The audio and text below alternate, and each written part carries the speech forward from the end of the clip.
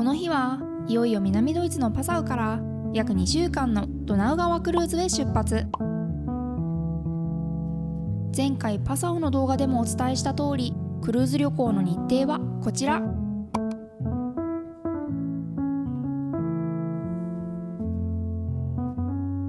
クルーズ船のチェックインは夕方からだったので、まずは夕暮れ時のクルーズと部屋を紹介。翌日はオーストリアのウィーンを観光したので、今回は主にウィーンの見どころを紹介していきたいと思います。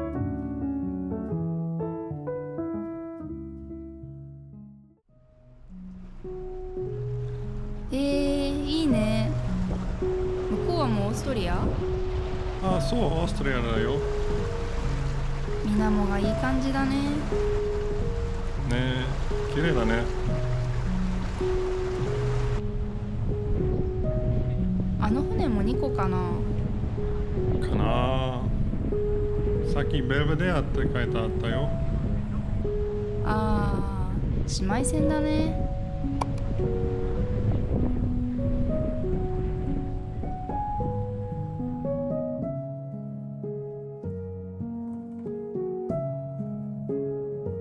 ウィーンに着く前に少し時間があったので、部屋の中も撮影しました。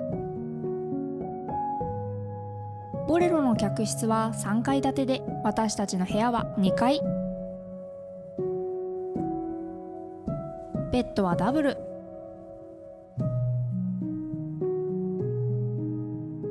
テレビは壁掛けのタイプでサイズは小さめ。クルーズ船の案内と炭酸水。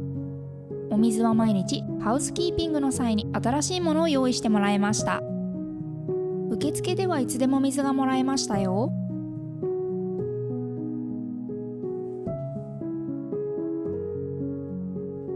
右側はクローゼット、左側は洗面所でした。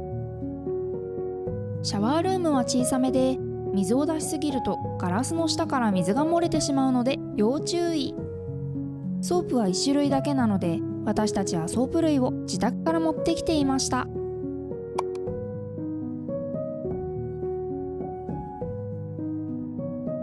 ちなみに部屋の水を含むドリンク類は事前にドリンクのパッケージを申し込むか、単品での生産になるので、私たちは事前に申し込みをしていました。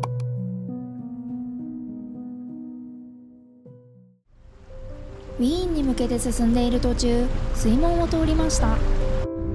水門は水路や運河を通過する船舶の水位を調整するために使用されます。クルーズ中、何度も水門を通りましたよ。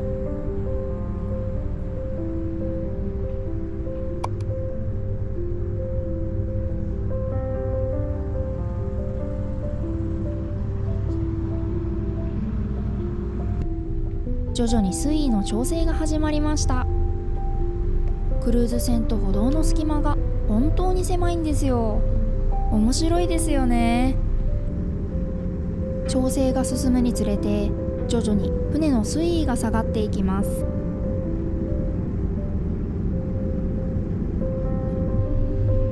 ついに船は完全に潜ってしまいました。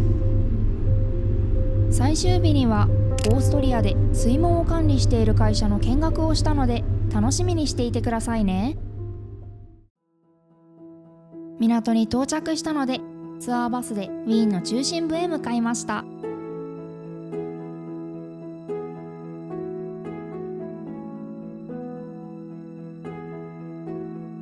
しばらく走ると、何やら川沿いにたくさんの落書きが見えてきました。ガイドによると、ここは誰でも落書きを楽しんでいい場所なんだそうです。確かに街中に落書きがあるよりも、このように落書きが許可された場所があった方が、落書きが好きな人も楽しめますし、街の景観を保持するのにも役立ちますよね。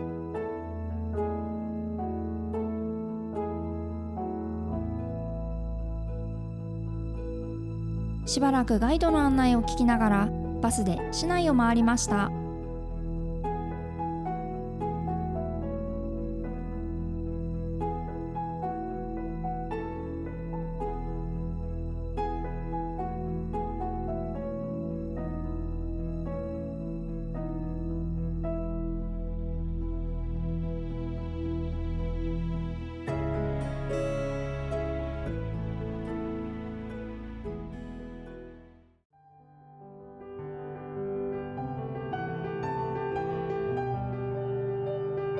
フォルクスガルテンに到着。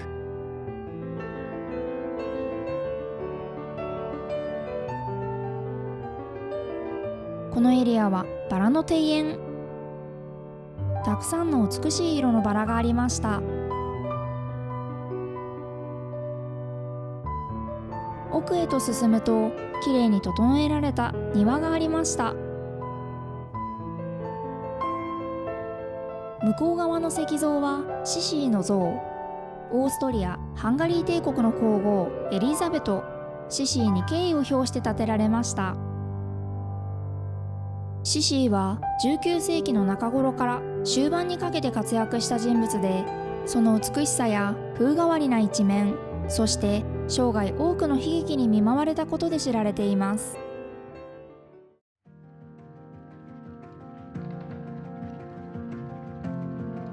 このまま近くにあるホーフブルグ宮殿へ向かいました。ホーフブルグ宮殿はハプスブルグ帝国の王室や皇帝の居所として使われてきた歴史的な建造物です。宮殿はバロック、ルネサンス、ゴシックなどさまざまな建築様式が混在し、その豊かな歴史を物語っています。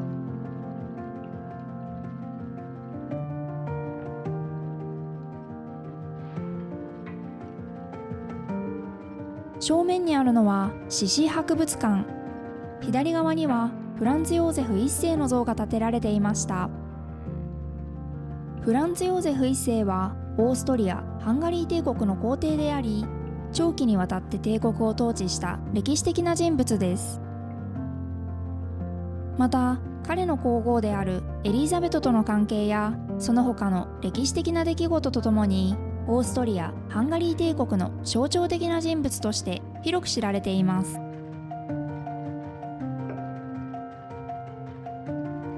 フランツ・ヨーゼフ一世は彼の時代における政治、文化、社会の側面を理解するために重要な人物です。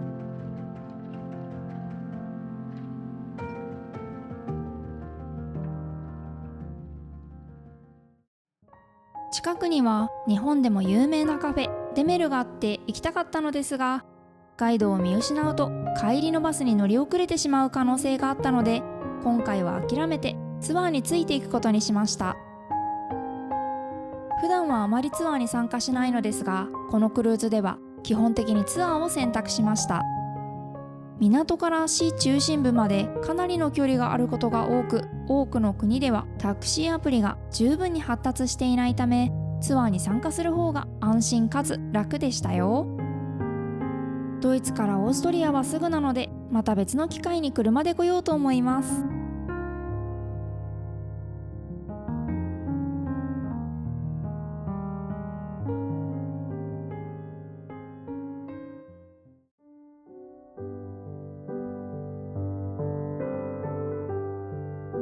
このシュテファン大聖堂は前回投稿したパサオのシュテファン大聖堂を建設した人々によって建てられました。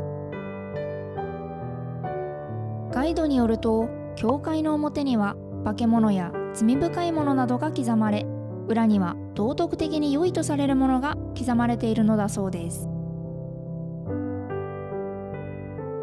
教会に入る前の罪深い人生から教会に入って良い人生になるということなのだそうですよ。中に入ってみると、これまた人の多さに驚かされました。でもとても綺麗な内装なので、それも納得。この場所はモーツァルトの結婚式が行われた会場として知られています。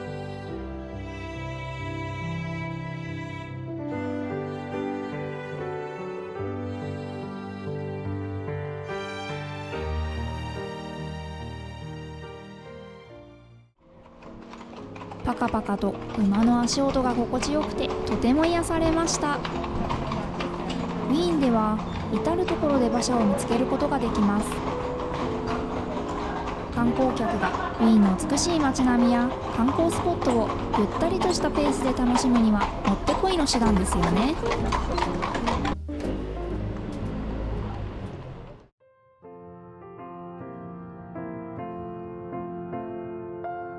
アンカー時計はアンカーホーフの2つの建物を結ぶ空中回廊に設置されている仕掛け時計です。時計が時報を告げるごとにウィーンと関係の深い歴史的な人物を模した人形が現れます。人形たちは12時間で一周し、正午には全ての人形たちによるパレードが見られます。残念ながらこの日はもう15時過ぎ。アドベント期間中は毎日17時にクリスマスソングが流れるそうですよ。いつかクリスマスの時期に来てみたいですね。半日歩いていたので、ゲストはみんな部屋で休んでいるようでした。私たちもクタクタ。ちなみに私たち以外のゲストはなぜか60代から80代だったので驚きました。いざ出発をすると、何本もの橋の下をくぐっていきました。手を伸ばせば届いてしまいそうなほどスレスレの高さで少し驚きました。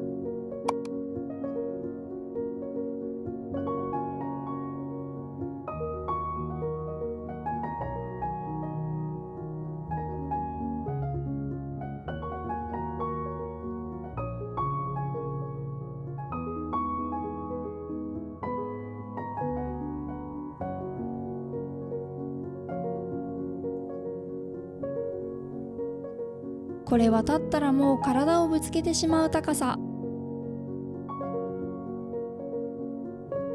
油断して歩いているとまたすぐに次の橋がやってくるので要注意です。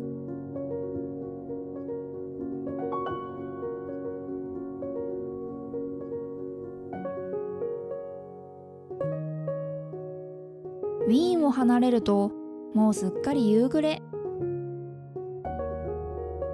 ここから約45分から1時間でスロバキアのブラチスラバを通過。もちろんブラチスラバにも行くのですが、この日は通過してハンガリーへ向かいました。